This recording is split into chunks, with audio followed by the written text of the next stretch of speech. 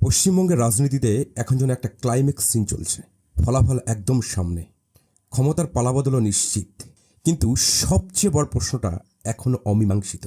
কে হবেন পরবর্তী মুখ্যমন্ত্রী? এই ডিজিটাল যুগে এই প্রশ্নটাই এখন ট্রেন্ডিং।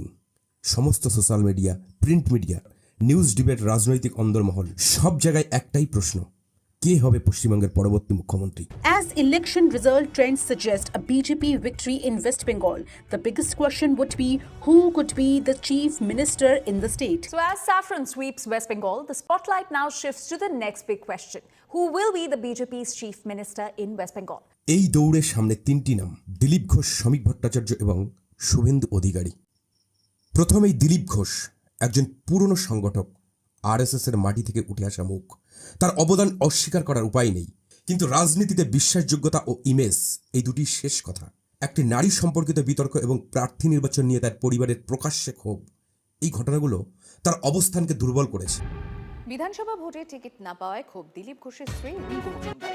কেন্দ্রীয় নেতৃত্বের কাছে অভিযোগ রিঙ্কু শুক্রবার সন্ধ্যে বিজেপির সল্টলেক দপ্তরে যান। এর সঙ্গে আবার অল ইন্ডিয়া তৃণমূল কংগ্রেসে যোগদানের গুঞ্জন তার গ্রহণযোগ্যতায় আরও প্রশ্ন তুলেছে। ফলে মুখ্যমন্ত্রী পদে দৌড়ে তিনি এখন অনেকটাই পিছিয়ে। এরপর শ্রমিক ভট্টাচার্য, একজন বুদ্ধিদীপ্ত, পরিমিত এবং যুক্তিবাদী নেতা। তিনি টপ লেভেল নেতৃত্বের কাছে গ্রহণযোগ্য এবং নীতিগতভাবে দৃঢ় এবং রাজনৈতিক আলোচনায় অত্যন্ত শক্তিশালী উপস্থিতি রাখেন।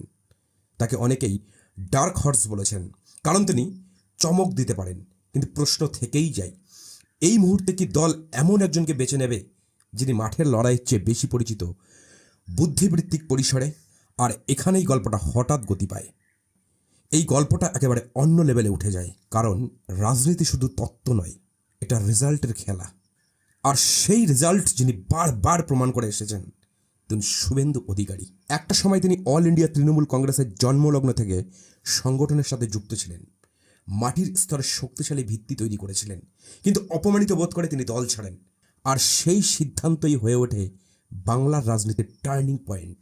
শুভেন্দু অধিকারী বিজেপিতে যোগ দেওয়ার পর তিনি শুধু একজন নেতা ছিলেন না, তিনি হয়ে ওঠেন এক মুভমেন্ট। গ্রাম থেকে বুথ, বুথ থেকে রাজ্য, তিনি সংগঠনকে এমনভাবে অ্যাক্টিভ করেছেন যা সরাসরি ভোটে প্রতিফলিত হয়েছে। আর এখানেই আসে সেই তথ্য যা পুরো ছবিটা বদলে দেয়। 2021 সালে তিনি সরাসরি মুখ্যমন্ত্রীকে চ্যালেঞ্জ করে পরাজিত করেছিলেন। 2026 সালেও তিনি আবার সেই ইতিহাস রিপিট করেছেন, মুখ্যমন্ত্রীকে হারিয়েছেন বিপুল ভোটে। শুধু তাই নয়, 2026-এ তিনি দুটি কেন্দ্র থেকে লড়েছেন, নিজের শক্তঘাটি নন্দীগ্রাম এবং মুখ্যমন্ত্রীর কেন্দ্র ভবানীপুর। নন্দীগ্রামে বিপুল ভোটে জয়, আর ভবানীপুরে গিয়েও মুখ্যমন্ত্রীকে হারিয়ে দিয়েছেন বড় ব্যবধানে। এটা শুধু জয় নয়, এটা একেবারে রাজনৈতিক আধিপত্যের প্রমাণ। তাহলে প্রশ্নটা এখন আর সাধারণ নেই। শুভেন্দু অধিকারী এমন একজন নেতা, তিনি দুবার মুখ্যমন্ত্রীকে সরাসরি হারিয়েছেন। এমনকি একই সাথে দুটি কেন্দ্রে দাঁড়িয়ে তিনি মুখ্যমন্ত্রীকে চ্যালেঞ্জ করেছেন এবং জিতেছেন। এইরকম একজন প্রার্থীকে মুখ্যমন্ত্রী হিসেবে গ্রহণ করবে না তো কাকে গ্রহণ করবে বিজেপি? অনেকেই বলেছেন এই জয় শুধু দলের নয়, এটা এক ব্যক্তির নেতৃত্ব, কৌশল আর মাটির সঙ্গে সংযোগের জয়। তিনি যেন একাই একটা বাহিনী, একটা ওয়ান ম্যান আর্মি। আজকের আধুনিক রাজনৈতিক যুগে যেখানে ডেটা, স্ট্র্যাটেজি আর গ্রাউন্ড কানেক্ট তিনটেই জরুরি, সেখানে তিনি তিনটেতেই নিজেকে প্রমাণ করেছেন। শেষমেশ সব বিশ্লেষণ, সব জল্পনা, সব সমীকরণ গিয়ে থামে এক জায়গায়, একটা নাম যা এখন সবচেয়ে জোরে উচ্চারিত হচ্ছে: তুমি সত্যিই বাঘের বাচ্চা, একেবারে রয়্যাল বেঙ্গল টাইগার। সব সাসপেন্স শেষে, সব খেলার শেষে, সব প্রশ্নের শেষে একটা নামই উঠে আসে মুখ্যমন্ত্রী পদ হিসাবে, তিনি শুভেন্দু